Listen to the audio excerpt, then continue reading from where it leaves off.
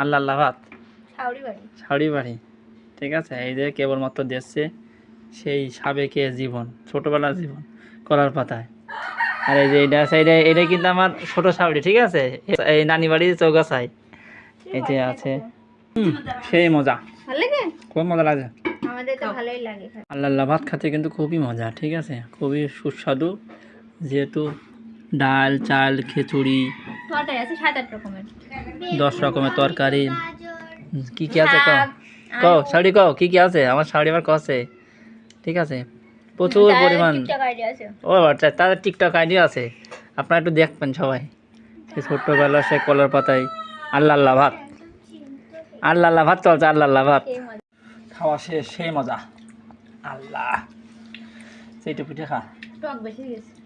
তুই তো সেই তেঁতুলই খাচ্ছিস, তুই তো খাইসনি, ভাতই খাইছিস। আমি ফার্স্ট, বুঝেছো, আমি ফার্স্ট।